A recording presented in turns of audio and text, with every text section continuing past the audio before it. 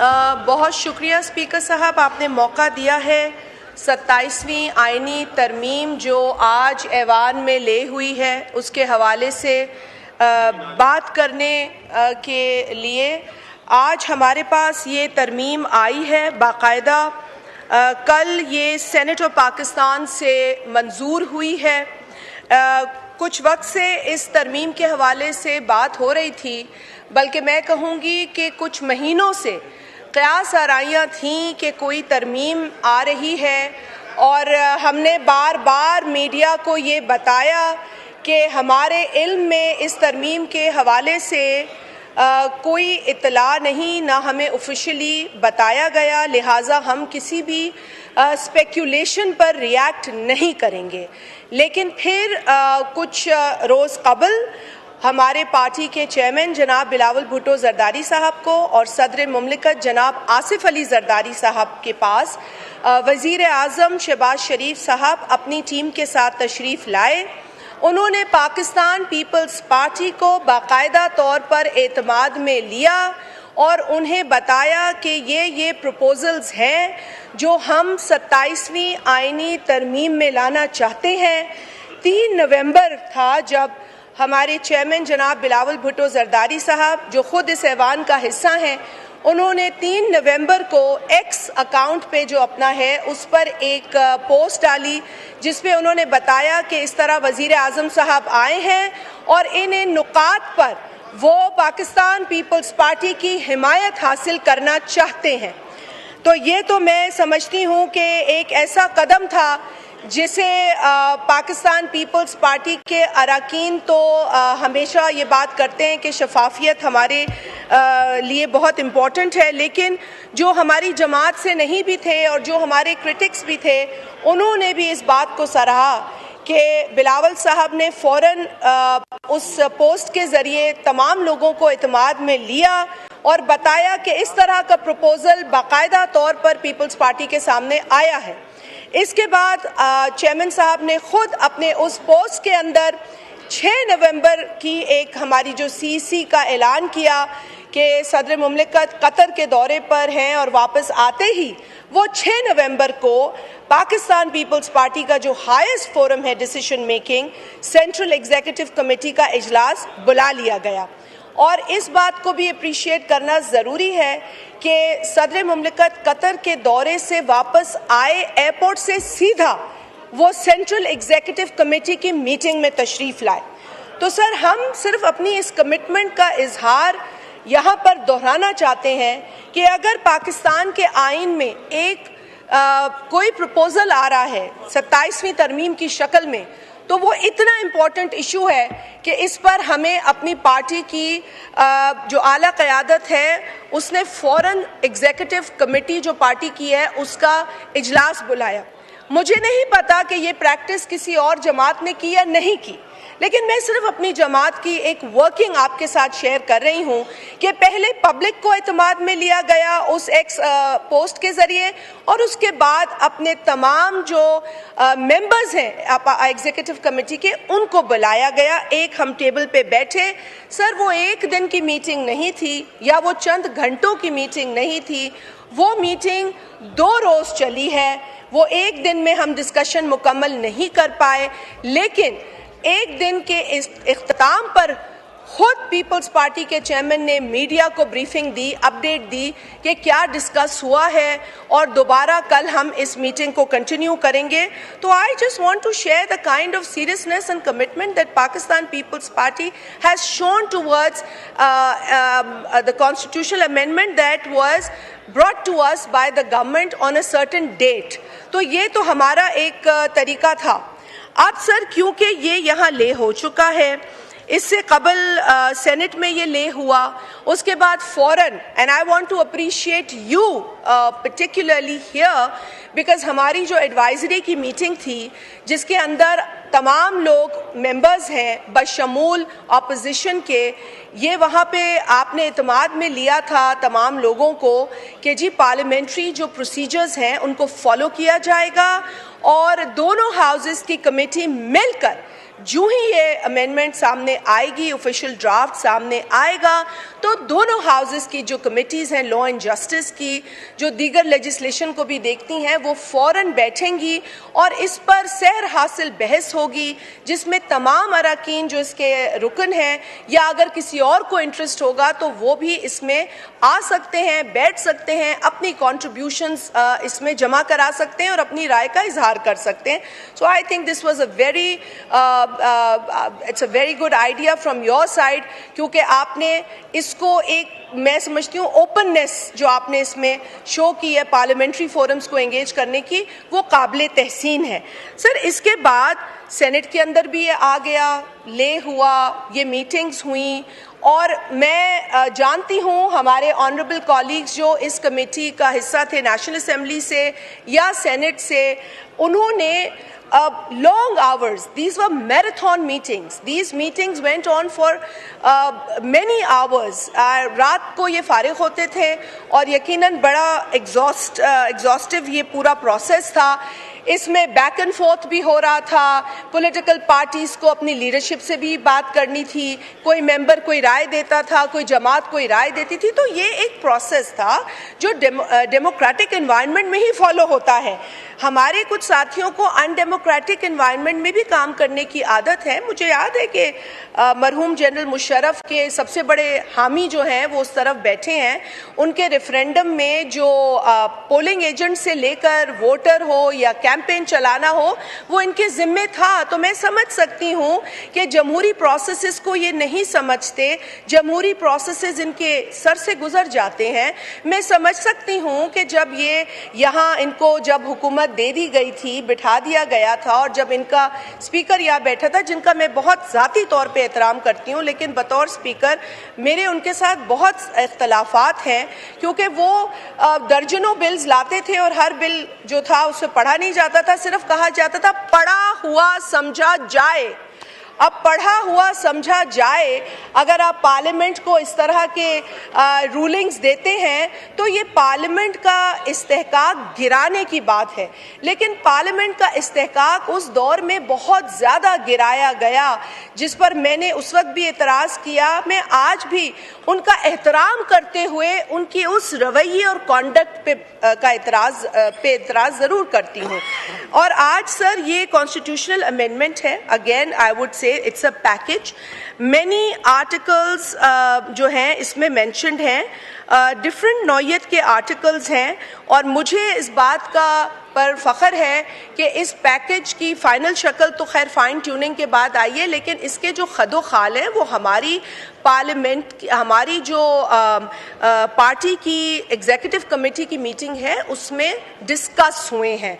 So I am aware, at least I can say that. I don't know how many members sitting here from different respective political parties can claim that, but I can tell you that as a member of that executive committee, my leadership took me into confidence as soon as the government took them into confidence about this proposed constitutional amendment draft. Sir, senate से पास होने के बाद यहाँ पर passage के लिए एक चीज़ आई है जिस पर हमें बात ज़रूर करनी है. इसमें कुछ चीज़ें किसी को एतराज़ हो सकता है, कोई हिमायत कर सकता है, लेकिन मेरा ख़्याल ये है कि अपनी जो गुफ्तगू है उसको इस सोच के साथ करें कि ये पाकिस्तान का मामला है, ये पाकिस्तान के आईन का मामला है. मुझे खुशी हुई कि आज बताया गया कि पाकिस्तान के इस आइन में प्रीएम्बल में चोजन रिप्रेजेंटेटिव्स का जिक्र है. हम बार बार ये कहते थे कि चोजन रिप्रेजेंटेटिव्स को आप इस तरह जलील ना करें, आप चोजन रिप्रेजेंटेटिव्स को ये ना कहें कि मैं उनको रुलाऊंगा, मैं उनका एसी छीन लूँगा, मैं उनको ख्वार करूँगा, मैं इनकी चीखें निकालूँगा. तो हम चोजन रिप्रेजेंटेटिव्स के लिए ये इज्जत आपसे बहुत अरसे से मांग रहे हैं कि चोजन रिप्रेजेंटेटिव्स को आप इज्जत दें. आप कहते हैं कानून के सामने सब जवाबदेह हैं और ये जमहूरियत है. तो हम आपको आज भी पूछते हैं कि आपने किस कानून के तहत 3 अप्रैल 2022 को इस असेंबली को डिसॉल्व किया था? आप बताइए. आप भी कानून के सामने उसी तरीके से जवाबदेह हैं. कल जो मौसूफ यहाँ ये बातें फरमा रहे थे, अगेन मैं उनका जाती एहतराम करती हूँ, लेकिन बतौर स्पीकर उन्होंने वो कुर्सी अपने डेप्यूटी स्पीकर को देकर इस असेंबली को 3 अप्रैल 2022 को डिसॉल्व करवाया। तो आप मुझे बताइए कि आपने ऐसा क्यों किया? आप जवाबदेह हैं ना सिर्फ कानून के आगे बल्कि पूरे पाकिस्तान के आगे, क्योंकि पाकिस्तान के वोटर्स के वोट से वो असेंबली बनी थी जिसको आपने सरहन गैर कानूनी, इलीगल, अनकॉन्स्टिट्यूशनल तौर पर आपने डिसॉल्व किया। आपने अपने दौरे हुकूमत में इस असेंबली को जिस तरीके से चलाया वो बातें दूर नहीं है। हम यहीं बैठे थे, हम उस तरफ थे, और बड़ी बदकिस्मती की बात थी उस दौर के एक बजट सेशन का मैं हवाला दूंगी, जब इस साइड पर बैठी हुई वो जमात हुकूमत के अंदर बजट की किताबें ऑपोजिशन पर फेंक रही थी। मेरे पास सर मैं अल्फाज नहीं थे। It was the state of shock that we were in, कि यहाँ से मतलब वो पहला बजट था जिस पर गवर्नमेंट ने भी रिएक्ट किया, यानी कि वो शायद अंदर की फ्रस्ट्रेशन थी, क्योंकि इस शख्स को ये फॉलो करते हैं उसकी डिक्टेटोरियल माइंडसेट से ये सब वाकिफ हैं। दे ऑल नो कि वो शख्स कैबिनेट मीटिंग्स कैसे चलाता था, अब्रप्टली उठ जाता था कैबिनेट मीटिंग के साथ, कंक्लूड नहीं करता था, लोगों को हाथ नहीं देता था, सरिया में सब दे नो। जो इज्जतदार आदमी है वो कसम खा के मुझे कहे कि मैं गलत हूँ। अगर मैं गलत हूँ, देखिए इज्जत और बेइज्जती अल्लाह के हाथ में है, वो किसी इंसान के हाथ में होती तो ना किसी की पगड़ी रहती, ना किसी की चादर रहती, ना किसी का दुपट्टा रहता। ये अल्लाह ने अपने हाथ में ली है। तो लेकिन जो गुरूर और तकब्बुर नाउज़ बिल्लाह हमने उस जमाने में देखा, मैं कभी नहीं चाहूंगी कि वो हम इस दौर में देखें। किसी के साथ ज्यादती नहीं होनी चाहिए, लेकिन जिन जिन के साथ ज्यादतियां हुई हैं कम से कम आज उसका इतराफ करें। आज माने वो बयानात गलत थे, आज कहें वो गलत था। आप हमें बता रहे हैं फौज के एहतराम की बात। सर फौज इस स्टेट का एक इंस्टीट्यूशन है। शहीद जुल्फिकार अली भुट्टो ने 93,000 सोल्जर्स दुश्मन की जेलों से आजाद कराए थे। आज भी पाकिस्तान उस एहसान को नहीं भूला। आज भी वो 93,000 जो सोल्जर्स थे वो पाकिस्तान के सोल्जर्स थे। शहीद जुल्फिकार अली भुट्टो को वो सहरा जाता है। जो हमें कल बांग्लादेश की यहाँ बातें की जा रही थी, शुक्र अदा करें कि ये शहीद जुल्फिकार अली भुट्टो थे जिन्होंने कई बातों को उस जमाने में सामने नहीं आने दिया। क्यों? पाकिस्तान के लिए, पाकिस्तान की बका के लिए, पाकिस्तान की इज्जत के लिए। उनको तो 2 टुकड़े मुल्क मिला था, उन्होंने तो इस मुल्क टूटे फूटे पाकिस्तान का उनको जिम्मेवारी सौंपी गई थी। और ये तोहमतें जो कल लगा रहे थे, मैं उनसे कहूंगी कि तारीख पढ़ें, लेकिन मस्क शुदा तारीख ना पढ़ें, सही तारीख पढ़ें, डिस्टोर्टेड हिस्ट्री ना पढ़ें खुदारा। क्योंकि आप जो आज सीखेंगे, अगर आपने वो न्यूट्रलिटी में नहीं सीखा तो आप कल आने वाली नस्लों का नुकसान करेंगे। अगर आपने प्री कंसीव्ड तरीके से कोई बात पढ़ी या एक टॉक्सिक तरीके से बात को समझने की कोशिश की, तो you will always misguide the generations ahead of us.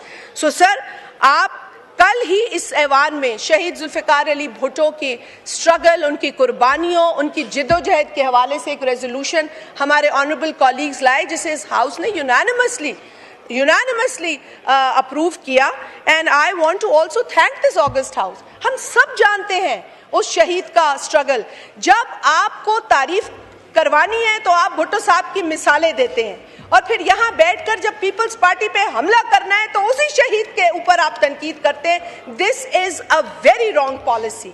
अगर प्राइम मिनिस्टर जुल्फिकार अली भुट्टो ने पाकिस्तान के लिए कुछ किया तो वो हम सब के लिए किया।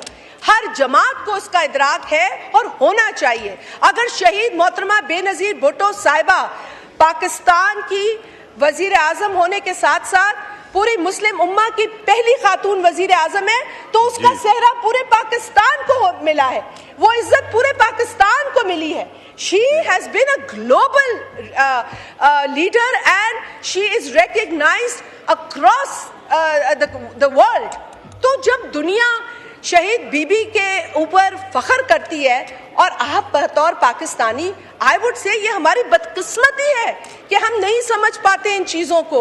लीडर्स जो आइकॉनिक होते हैं उन्हें पूरी दुनिया में हर मुल्क सेलिब्रेट करता है, and we don't understand. And I understand why we don't understand, because हम पॉलिटिकली मैच्योर नहीं हो पा रहे हैं, बिकॉज पॉलिटिकल विक्टिमाइजेशन जो है वो हमारी प्रायोरिटी है। लेकिन for the record I want to also say that Peoples Party के दौरे हुकूमत में एक पॉलिटिकल प्रिजनर नहीं था, और ये इसका सेहरा सदर आसिफ अली जरदारी को जाता है। हम हमेशा ये कहते हैं कि भी पॉलिटिकल टेम्परेचर्स को इतना रखें कि हम पॉलिटिकल डायलॉग कर सकें। आपको किसी ने नहीं कहा कि आप अपनी राय का इजहार करें, आपको किसी ने नहीं कहा कि आप अपनी बात ना कहें, आप करें, लेकिन पॉलिटिकल एनवायरनमेंट को इतना काम रखें कि कल को हम मुल्क के लिए फैसले जो होते हैं उसमें बैठ के बात कर सके। मेरी किसी से जाती दुश्मनी नहीं है, आपने कुछ मेरा जाती तौर पे नहीं बिगाड़ा, लेकिन जब आप इस तरह की बातें करेंगे जो लीडरशिप के लिए होंगी, मुल्क के खिलाफ होंगी, इंस्टीट्यूशंस के खिलाफ होंगी, बतौर Pakistani I will want the floor to respond to you all.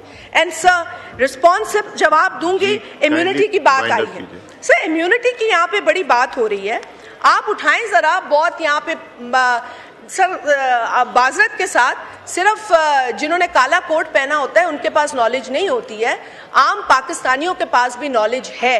और मैं ये बताऊं कि खुदारा कुछ रिसर्च करके आया करें, देखें किन ममालिक में प्रेसिडेंशियल इम्यूनिटी है। बल्कि 2020 के भी रशिया के मैं कवानीन देख रही थी, उधर तो उनकी फैमिलीज को भी इम्यूनिटी है from all sorts of criminal and other cases. और इसकी एक वजह है, सर आइन के अंदर जो प्रेसिडेंट का ओहदा है वो ओहदा एग्जीक्यूटिव नहीं है, वो ओहदा डिसीजंस नहीं बनाता, वो ओहदा पॉलिसीज नहीं बनाता। अगेन ये ओहदा आज जिस शक्ल में है उसका सेहरा भी सदर आसिफ अली जरदारी साहब को जाता है कि अगर वो 17वीं आईनी तरमीम को जिस तरीके से एक वही डिक्टेटर जिसको आपने रेफरेंडम में जिताया, वही डिक्टेटर जिसके आपने नारे लगाए, वही डिक्टेटर जिसने पार्लियामेंट के सारे इख्तियारात जो है वो कब्जे में कर लिए, उससे छुड़वाए वो सारे इख्तियारात, और आसिफ अली जरदारी साहब ने वो सारी पावर्स पार्लियामेंट को वापस दी।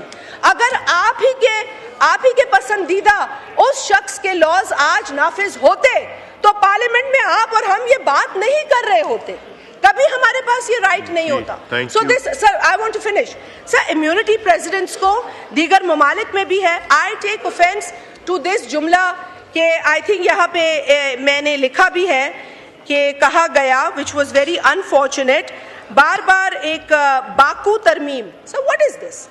अजरबैजान हमारे एक फ्रेंडली कंट्री है, आपने चाइना के साथ ताल्लुकात खराब किए 2014 में, आपने पूरी कोशिश की कि इस मुल्क में जो भी प्रीमियर आए, जो भी हाई पावर डेलीगेशन आए उसका रास्ता रोको, फिर आपने मलेशिया के साथ भी इस तरह के हरकत किए। देखिए बात सिर्फ इतनी सी है। अल्लाहु अकबर, अल्लाहु अकबर, अल्लाहु अकबर, अल्लाहु अकबर। अशहदु अन ला इलाहा इल्लल्लाह,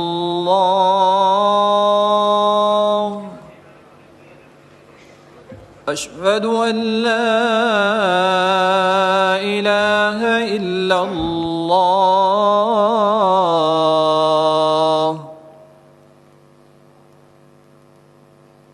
अशहदु अन्ना मुहम्मदुर रसूलुल्लाह,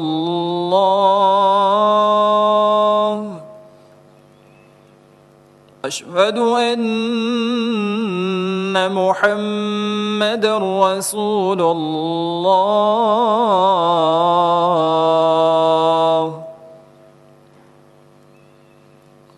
हय्या अला स्सलाह,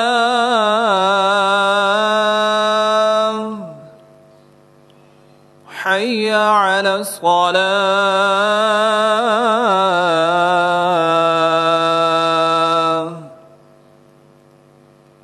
हय्या अलल फलाह।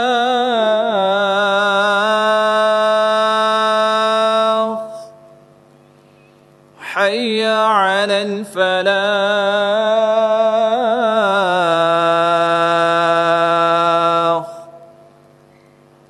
الله أكبر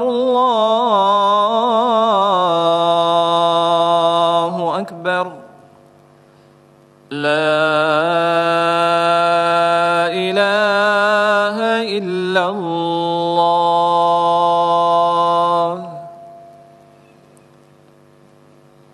जी शाजिया साहबा प्लीज वाइंड अप. जी sir, few more minutes. Sir मैं यही कह रही थी कि देखिए फेंड्री ममालिक के साथ बड़े एहतराम के साथ I think not everybody on that side but there must have been bad advisors जिन्होंने ये एडवाइस उस वक्त भी 2014 के धरनों में भी इनको दी होगी कि रास्ता रोक लो. देखिए रास्ता आप किसी भी डिग्निटरी का पाकिस्तान आने पर रोक कर किसी एक पार्टी को नुकसान नहीं देते, आप मुल्क को नुकसान देते हैं. So you have to always look at the bigger picture here. ये बिगर पिक्चर जो है ये नहीं देख पाते. सर एक जो बात, एक तो इम्यूनिटी पे मैं कहूँ कि presidents in different countries of the world have such immunity, और मैं यही बात कर रही थी कि उनका जो ओहदा है वो सेरेमोनियल है, एग्जीक्यूटिव नहीं है, और ये एक ऑनर उनको दिया जाता है. अगर उनके ऊपर ये तलवार लटके, again political victimisation is a reality in this country and it's very unfortunate. Political victimisation का एंड होना चाहिए. नैब का इदारा बना किस लिए, इस्तेमाल किस लिए हुआ, हम सब जानते हैं. इस नैब को आप लोगों ने तो जिस तरह इस्तेमाल किया वो आप भी जानते हैं. नैब की प्रेस कॉन्फ्रेंस बाद में आती थी, आप लोगों की प्रेस कॉन्फ्रेंस पहले आती थी कि ये केसेस बन रहे, फिर आप लोग भी नैब के साथ बैठ के प्रेस कॉन्फ्रेंसेस करते थे. ये सब हुआ है आपके 4 साल दौर में, किसी से ढका छुपा नहीं है. सो हमें लगा कि अगर आप शायद ये चीजें खत्म करना चाहते हैं, लेकिन आपने तो वो चीजें बहुत खुशी से इस्तेमाल की. सो जब ये चीजें एक माहौल हो तो द प्रेसिडेंट का जो ओहदा है उसको ऑनर ही मिलना चाहिए. कम से कम उसको ये खतरा नहीं होना चाहिए कि भाई जो मैंने जिन चीजों पर दस्तखत किया या जो एग्जीक्यूटिव ऑर्डर्स मेरे पास आए फॉर अप्रूवल और एंडोर्समेंट, उसके करने के बाद मुझ पर और मेरे खानदान पर इस तरह की तलवार लटक रही होगी. So it's just an honour for a ceremonial head of the state. और सर दूसरी बात, मैं जो पीपल्स पार्टी को अप्रिशिएट करूंगी, अपनी जमात को, कि सर हमारे पास एक प्रपोजल आर्टिकल 163A का भी आया था जिसे हमारी सेंट्रल एग्जीक्यूटिव कमेटी ने मंजूर नहीं किया. 18वीं तरमीम में जो डिवॉल्व सब्जेक्ट्स थे उनमें से कुछ वापस लेने का प्रपोजल था. We didn't approve that. और हमें ये ताना पहले मिल रहा था जब ये बात हो रही थी कि जी 18वीं तरमीम को पीपल्स पार्टी छोड़ देगी. हमने पहले भी कहा है we are committed to provincial autonomy, we will remain committed to provincial autonomy. But एक बात बड़ी it was laughable कि पहले हमें 18वीं तरमीम का ताना मिलता था, जब गवर्नमेंट ने 18वीं तरमीम में कुछ चेंजेस की बात की तो हमें ये ताना मिला कि अब हम इसे प्रोटेक्ट नहीं करेंगे. सो आई डोंट अंडरस्टैंड कि पीपल्स पार्टी पे तनकीद को करने से पहले तनकीद करने वाले समझते क्यों नहीं. सर एक मिसकंसेप्शन है जो मैं क्लियर करूंगी. डुअल नेशनैलिटी के ऊपर एक सोचा समझा गलत बयानिया दिया जा रहा है कि पाकिस्तान में जो भी आएगा उसकी डुअल नेशनलिटी उसको खत्म करनी होगी. Sir this is wrong, this is fake news, this is propaganda against this amendment. मैं इसको क्लियर कर दूं सर, एक प्रपोजल आया था कि जी सिविल सर्वेंट्स की डुअल नेशनलिटी के हवाले से एक प्रपोजल है जिसके ऊपर बात की जा रही थी, वो अभी भी अंडर डिस्कशन है, but it was for the civil servants, bureaucrats. It was not for Pakistanis. Otherwise, ये गलत बात है. Repeat this because ये भी जो कर रहे हैं वो इंटेंशनली कर रहे हैं. तो लोग जाहिर बात है हमें भी फोन करके पूछ रहे हैं क्या हमें अपनी डुअल नेशनलिटी छोड़नी होगी, क्या हमें अपना नाइकॉप हमारा खत्म हो गया है. सर ये गलत खबरें हैं, ये झूठी खबरें हैं, और ये झूठी खबरें जो फैला रहे हैं वो पाकिस्तान के हक में बात नहीं कर सकते. इसीलिए मैं कहती हूँ कि आप लोग अपनी जो क्रिटिक है या क्रिटिकल ओपिनियन है उसको इस हद तक स्ट्रेच ना करें कि उससे पाकिस्तान की परसेप्शन खराब हो. आप अपना एकेडमिक व्यू पॉइंट पॉइंट दें, बिल्कुल दें, बल्कि आपको कमेटी में देना चाहिए था। आप कमेटी में नहीं आए। स्पीकर साहब, आप डेलीगेशन में तो पीटीआई को ले जाते हैं, आप इनको कमेटीज में क्यों नहीं ला सके? ये मेरा सवाल आपसे भी है कि ये डेलीगेशंस में तो आपके साथ जाते हैं खुशी से, लेकिन आप इन्हें इन कमेटीज में लाने पर कन्विंस क्यों नहीं कर सके? Sir, in the and I would just say कि 27वीं आईनी तरमीम जो अब आई है, मैं समझती हूँ कि बेशक हमें कुछ कम दिन जरूर मिले हैं, लेकिन हमें पार्लियामेंट्री प्रोसेसेस से हम गुजर के यहाँ पहुँचे हैं, और मैं अब इस पे नहीं जाऊंगी कि किसने किस जगह क्या किया। आज भी केपी में जिस जमात की हुकूमत, प्लीज नहीं, please you taken too much time, wind up करें, खोलें।